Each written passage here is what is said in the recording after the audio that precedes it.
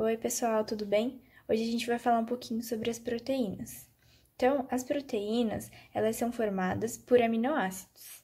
Para a gente entender como que esses aminoácidos vão se juntar, vamos lembrar a estrutura do aminoácido. Então, a gente lembra que tem um grupamento amina, um grupamento carboxila e o seu radical. Para juntar esses aminoácidos, eu vou fazer uma reação de condensação, que vai envolver, então, o meu grupamento carboxila de um aminoácido e o grupamento amina do outro aminoácido. Então, acontecendo essa reação, eu vou formar essa ligação peptídica, que é uma ligação muito forte, formando a minha proteína. Na minha proteína, eu vou ter duas extremidades, então. Uma extremidade chamada de amino terminal e a outra extremidade chamada de carboxi terminal. Quanto à estrutura das proteínas, existe essa divisão entre estrutura primária, secundária, terciária e quaternária. Na estrutura primária, a gente avalia a sequência dos aminoácidos. E quem determina essa sequência é o gene.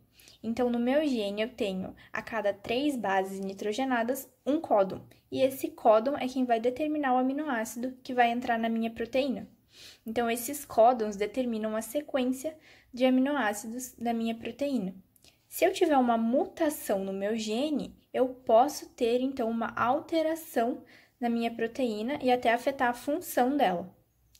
Na estrutura secundária, a gente analisa a interação entre esses aminoácidos que estão próximos.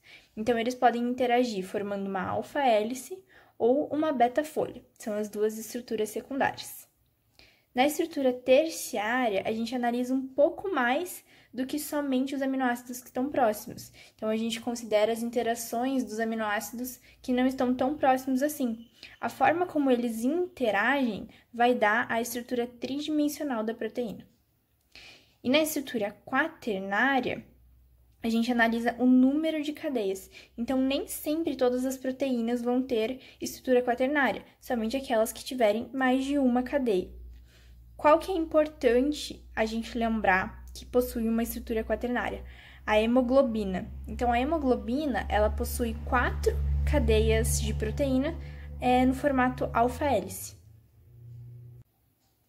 Então, o formato da minha proteína tem tudo a ver com a sua função. E quem determina o formato é a minha estrutura secundária, terciária e, quando tiver, a quaternária.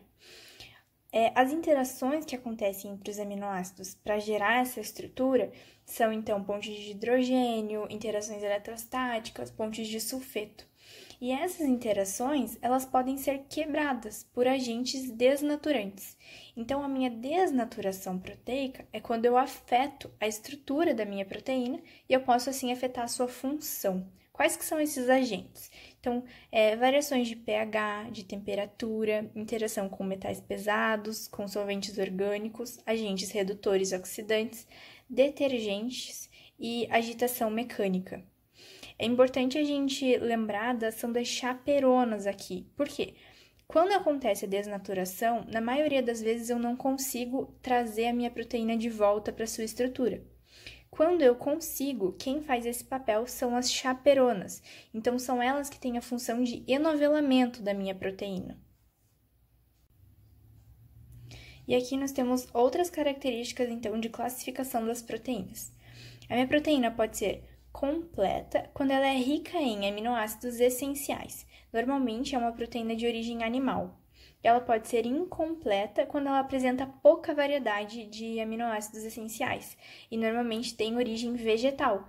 Então, as pessoas que são vegetarianas, elas ingerem muito mais proteínas incompletas e por isso elas precisam comer uma variedade muito maior de vegetais para adquirir todos os aminoácidos essenciais. A minha proteína pode ser globular ou fibrosa. Isso aqui está muito relacionado com a função da proteína. Por quê? As proteínas que precisam se movimentar mais no corpo, elas vão apresentar um formato globular, que facilita essa movimentação. Então, por exemplo, a hemoglobina, que tem função de transporte, ela vai ser globular, enquanto o colágeno, que tem função de sustentação, vai apresentar a característica de ser fibrosa, tá? A minha proteína, ela pode ser simples ou conjugada. O que isso quer dizer? Quando eu tenho uma proteína que só possui aminoácidos na sua estrutura, ela é uma proteína simples. Se eu tiver algum outro elemento que não é um aminoácido na estrutura da proteína, eu vou chamar ela de proteína conjugada. E esse outro elemento vai ser chamado de grupo prostético. Como assim? Então, um exemplo, as lipoproteínas, elas são formadas por aminoácidos e um componente de lipídio. O meu lipídio vai ser, então, o grupo prostético que faz parte dessa estrutura. Quanto à função, as proteínas elas apresentam funções bem variadas. Eu coloquei aqui as principais para a gente dar uma olhada, então. Como função hormonal, a gente tem um exemplo a insulina, então, que age fazendo sinalização. Função enzimática é muito importante, vai ser foco das próximas aulas. A proteína pode ter participação, então, na defesa, com anticorpos. Transporte, como a hemoglobina, que faz transporte. Ela participa de fatores de coagulação, faz tamponamento, evitando variações de pH, e movimento, como a actina e miosina.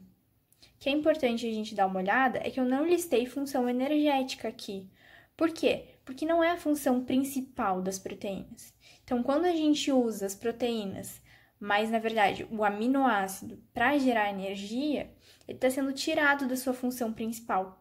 Então, mais para frente, quando a gente estudar a gliconeogênese, que é o processo que vai gerar essa energia, então, a gente vai ver que ele é um processo que acontece quando eu tenho falta de glicose. Então, essa é uma revisãozinha só com os aspectos principais para vocês darem uma relembrada e uma estudada. Nós, monitores, vamos estar disponíveis, então, para dúvidas no WhatsApp. Podem ficar bem à vontade. Qualquer coisa que vocês precisarem, a gente está à disposição.